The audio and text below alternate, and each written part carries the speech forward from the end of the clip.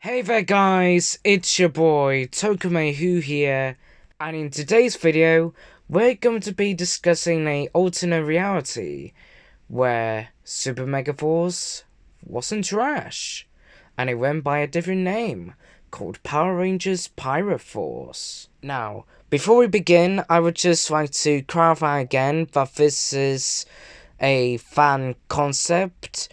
This is only me giving out ideas on how Gokaiger could have been adapted if it was just its own season, instead of haphazardly Frankensteined itself into Megaforce. So without further ado, let's get into the actual video. Megaforce and Super Megaforce. Now, from what I've seen of Megaforce, I've only seen the second season, and at first I liked it. But ever since I've gotten older, I just think it's just about mediocre, to be honest. And it feels like most of the community agrees with me with that. So, yeah. Super Megaforce and Megaforce in general wasn't really good. It was quite horrible, actually, from what I've heard. But it's not the actor or the writer's fault, okay?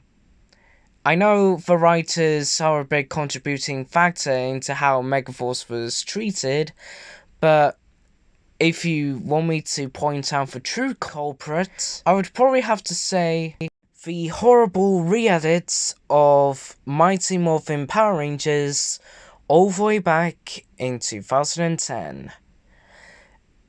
If this didn't exist, then we could have gone Samurai in 2010 and Megaforce even 2011.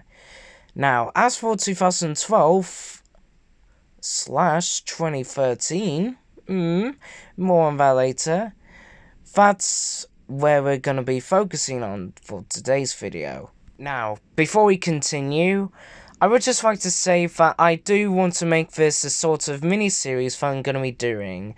So, if you guys like this video, then I'll be doing another video similar to this.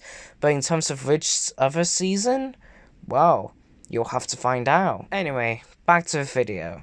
So, to start things off, what are we going to be calling this solo Gokaiger Adaptation Power Rangers season? Well, if you've seen the title of this video and the beginning of the video, then you should probably know. It's Power Rangers Pirate Force, and the slogan for the season, "The Hunt for Legendary Treasure," is on. Now, the reason why I chose Pirate Force as a title, well, I mean, look at them.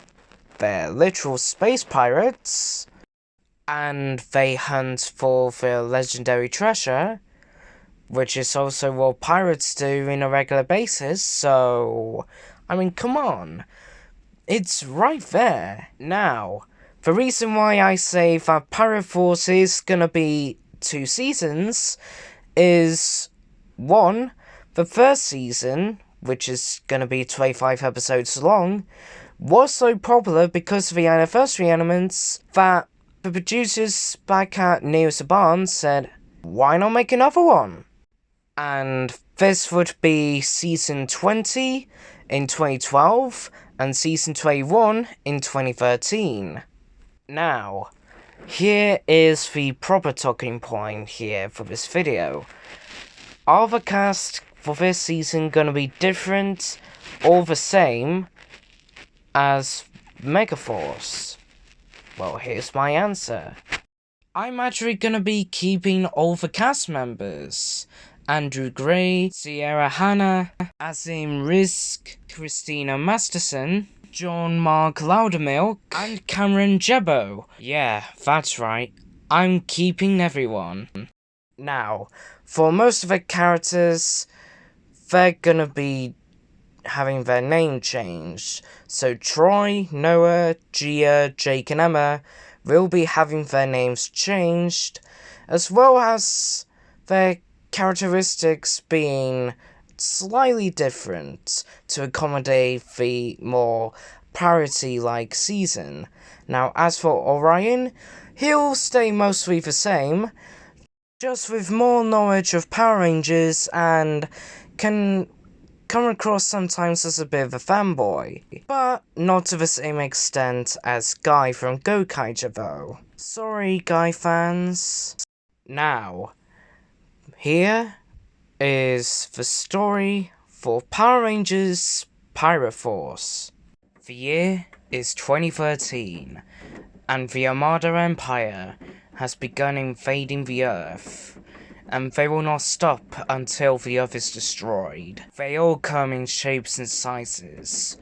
There will be waves after waves after waves of attacks. They are relentless, and they will not stop. Led by Tommy Oliver, every single Ranger on Earth, from Mighty Morphin to Megaforce, from 1993 all the way up to the present day, came together to fight in this war against the Armada. But even though with almost 20 plus Ranger teams on their side, it wasn't enough.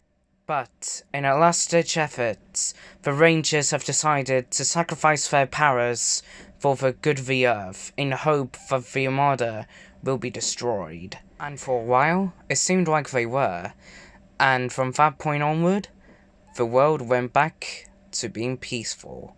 Until one day, when the rebuilt Armada has returned to Earth with the same goal as the previous invasion, to destroy Earth and everyone in it. Meanwhile, a flying pirate ship in space flies towards Earth, and the crew are Captain Eden, the Red Ranger, Aquil, the Blue Ranger, Miranda, the Yellow Ranger, Sentai, the Green Ranger, and Ko, the Pink Ranger, accompanied with their talking power robot, Percy. At first, they thought, what's so special about Earth? It doesn't really have anything to offer. But after hearing this planet holds the legendary treasure that they've been looking for, and also hearing about the Armada invasion, they all collectively decide to stay on Earth, to help the people that fight against the Armada, as well as finding the legendary treasure that they've been looking for a really long time. And they can all do that by using their powers of Power Rangers Pyroforce, whilst tapping into the legendary powers of Earth, which are the Power Rangers from Mighty Morphin all the way up to Megaforce, from 1993 all the way up to 2011. Now, let's talk about the cast of Power Rangers Pyroforce. Like I said, they're gonna be around about the same cast as Megaforce is in our timeline, but most of the characters are gonna be different. So without further ado, let's get into the character bios. So, we have Captain Eden, played by Andrew Gray. He's basically gonna be the Captain Marvelous for the season, sometimes too cocky for his own good, whilst also caring for his team. Oh, and by the way, these descriptions are gonna be a little bit shorter, so that's just a little reminder. Then we have Aquil for Blue Ranger, played by John Mark Loudermilk. He is the Ranger out of all the team has the highest IQ, since he has most knowledge of the Power Rangers from Earth, and also he is the most skilled, since he is basically the swordsman of the team. Then we have Miranda, the Yellow Ranger, played by Sierra Hanna. She is basically the Ranger where, even though she can act a little bit stuck up sometimes and a little bit spoiled, she is still a really good fighter, and she doesn't really take any BS from anyone, especially from the captain. Then we have Sentai, the Green Ranger, played by Azim Risk. In terms of fighting skill, he is probably the weakest, but in terms of the team, he really does care about them a lot, and he also thinks of them as a second family to him. The same thing for the final Ranger of the main 5. KO, the Pink Ranger, played by Christina Masterson. Since her family has been killed back at her home planet by the Armada, she ever since has been full of revenge, and when the opportunity arose to join the Megaforce crew, she immediately accepted. And she's also the mother figure for the team, whilst also being a really skilled fighter in her own right. Now, we get the 6th Ranger of the season, Orion, played by Cameron Jebbo. He is basically gonna be around about the same as he was in Megaforce, but slightly different. Despite him being from another world, he is aware of what the Power Rangers are, and ever since he was little, he has made it his dream to meet every single Power Ranger. Now, the big selling point of the season: the returning Rangers! Now, because this is a 2-season run, half of Megaforce across its 2 seasons are basically gonna be tribute episodes. So basically we will get returning actors galore. But which ones are gonna be returning? Well, let's find out. So, the first tribute we're gonna do is Mighty Morphin, because, well, it's the first season of the franchise, so why not? And which actor would be the best fit to bring back for my Morphin tribute? Well, it has to be Tommy, right? After all, he did come back for Megaforce, so in a way it kinda makes sense to bring him back. He's also the most popular Ranger, so I mean, come on. The next tribute episode is gonna be a Mystic Force one, and who's coming back for that one? Chip, played by Nick Sampson himself. Now, if you think about it, in the Noah-focused episodes in Super Megaforce, he voiced a villain in that one, so it kinda makes sense to bring him back as a Ranger and all.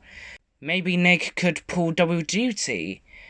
In the Mystic Force tribute episode, he could revive his role as Chip, while in the Quill-focused episodes, he could voice the villain.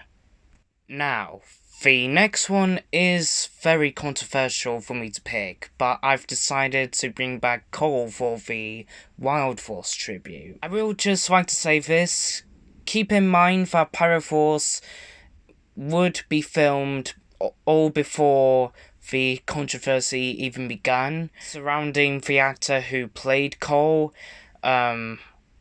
so yeah, just keep that in mind. In terms of how we could bring him back, maybe the signal of the Lion Sword in Wild Force could potentially trigger him to find the Red Lion, whilst also stumbling across the Megaforce crew, and maybe we could have some fun interactions with him there. And then, directly following on from the Wild Force tribute, we could also get a Samurai tribute, with Jaden, Mike and Emily coming back as their respective Rangers. And maybe these 3 Rangers could help Captain Eden, Aquil and Miranda, aka the strongest trio of the entire crew, to improve their skills, maybe. Following on, we have a Jungle Fury tribute with Casey from Jungle Fury returning, and Casey's return will basically be mostly the same with his return in Megaforce, with him training the Green and Pink Rangers to find their animal spirits. The next tribute will be a Lightspeed Rescue tribute with Carter and Dana, Lightspeed Red and Lightspeed Pink respectively. And the reason why they're coming back is maybe to teach the Megaforce crew a lesson on the people are just as important to protect as well as the enemies to defeat. And the last tribute that I'm gonna put out for Season 1 is gonna be a Turbo tribute, with TJ and Cassie reprising their roles as the Red and Pink Turbo Rangers. And maybe the reason why they come back is because the Pirate Force crew need to be taught a lesson on how to work as a proper team. Now, that's all the actors that I could come up with that could return in Pirate Force Season 1. Now we're going to go over the returning actors for Pirate Force Season 2. Now, the first tribute episode for Season 2 is going to be a Lost Galaxy tribute, where 4 of the characters from this season are actually going to return, such as Leo, Mike, Damon, and Corone. Now, this could be the episode where it focuses on the 6th Ranger, and how he's not really sure on if he should carry on being the 6th Ranger of Pirate Force. That's where Mike comes in and tells him to never give up living your dream, and also you're doing the whole world a favour. So, with that speech from Mike, Orion is now convinced that he wants to stay as the 6th Ranger for Pirate Force. Now, we're going over to the Time Force tribute, and the returning characters for this are Wes and Jen. Now, this tribute episode is a little bit different to most, as this one mainly focuses on Wes and Jen, focusing on how they've been doing since the Wild Force vs. Time Force crossover. And the Pirate Force crew don't really appear in this episode much often, only appearing when the main monster starts to attack them. Next up, we've got the Ninja Storm tribute, which features the return of the main trio of the Ninja Storm Rangers, which are Shane, Tori, and Dustin. Now, this tribute episode comes with it being more of like a general crossover episode with the Ninja Storm trio and the Pirate Force crew. Now, when the Ninja Storm trio discover the Pirate Force crew, they at first think they might be villain rangers, and they first start to fight them with their Ninja Storm powers. Now, the reason why these 3 in particular still have their powers is because Cam made replica morphers just in case if any new villains start to show up. And this is the only tribute episode where the Ninja Storm Rangers fight alongside the Pirate Force crew. Now it's time for the Operation Overdrive tribute, and the character to bring back for this one is Mac. And this tribute episode is unique, as this episode is the one that also brings back Molto.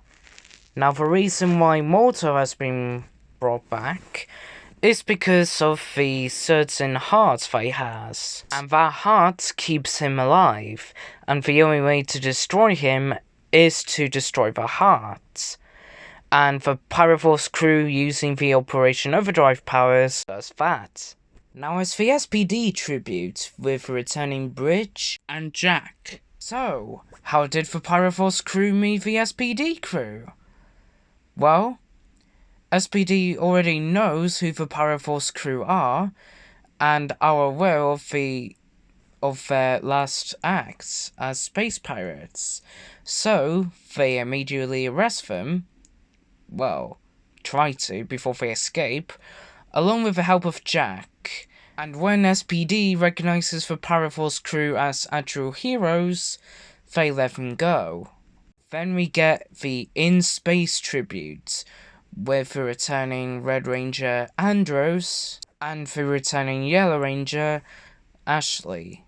Now, this tribute episode is similar to Time Force, but unlike Time Force's tribute, the Pirate Force crew are more present here. And this tribute episode helps contribute with the sort of romantic subplot with Emma and Orion. And the final tribute for Pirate Force as a whole, the RPM tribute, with Scott, Siggy, and Dr. K. Now, how the Rangers will actually get to call this gonna be somewhat similar to how they did in Megaforce, where a dimensional portal opens in the middle of the forest.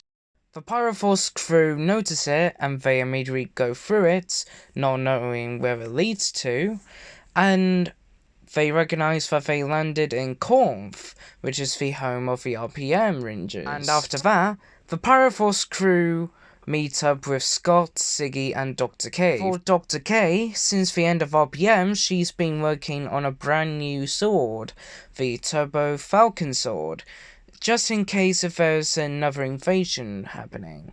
As for Scott, he's been continuing working with the Eagle Squad with his dad. And as for Siggy, he continues being the teacher at a primary school with Dr. K. Now when Scott, Siggy, and the Pyroforce crew encounter the Cogs, they initially fight them, and Dr. K, after the battle, decides to give them the Pyroforce crew the Turbo Falcon Zord, and she wishes them good luck and hope they can win the fight against the Armada. And that is all the tribute episodes done. 7 episodes for each season. 7 episodes of tributes for season 1, and 7 episodes of tributes for season 2. And the only seasons that didn't get a tribute episode dedicated to them are the Alien Rangers, Zeo, Dino Thunder, and Megaforce. Now, let's talk about the Megazords. So the main Megazord is gonna be the Pyroforce Megazord, and the 6th Ranger Megazord is gonna be called the Neo Q-Rex Megazord. Now, in terms of what reception would have been like if Power Rangers Pyroforce was even a thing, I think it would have been considered one of the best of the Neo Saban era, if not the best, not only because of the returning actors, but how good the characters of the main Pyro crew themselves would have been. Not to even mention the final fight, which would have been the highlight of the franchise. And just before we end off this video, here is the logo I made, using the Neo Saban era Power Rangers logo, with the Gokaiger symbol, and my own Pyroforce fonts. So, yeah, hope you like it. And that, my friends, is how Power Rangers Pyroforce could have looked like if we were in a reality where that would have been a thing. Now, there are some other things that I wanted to mention here, but I couldn't just because I've been focusing so much on the tribute stuff that I didn't even give a mention to any of the other stuff, like the morphing sequence. What's that gonna be like? Though I will be releasing a separate video for the morphing sequences themselves, so hope you enjoy them. And I really am sorry for the very long video. It's probably the longest video that I've ever done for this channel so far, anyway. Hopefully after this I will be getting back into more shorter videos, like the tile sequences, all that good stuff. So, yeah, hope you can look forward to that in the near future. And with all that being said, guys, I think I'm gonna wrap up the video here. If you did like it, then please do make sure to like the video, subscribe to the channel if you are new, and also put on the notification bell so you get notified of each video. Also, let me know in the comments, how would you do a Gokaiger adaptation if it was in a different reality? Would you do it similar to me? Would you do it completely different from me? Whatever it is, I would like to know in the comment section down below. And with all that being said, this has been Tokumehu, where Toku, anime, and sci-fi are my main talking points on the channel, and I thank you for watching, and I shall see you in the next video, whatever it will be. Thank you guys for watching, and I shall see you next time. Bye!